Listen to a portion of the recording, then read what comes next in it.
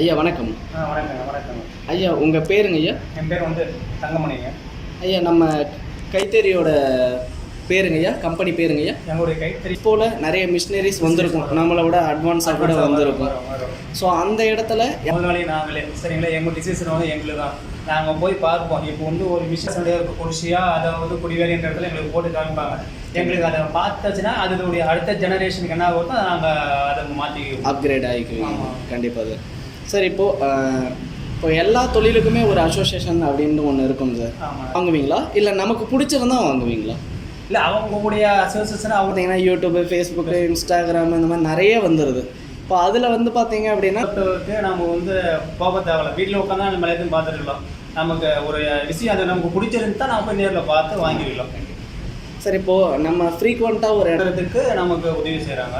அதாவது பேங்க் லோனும் நமக்கு வந்து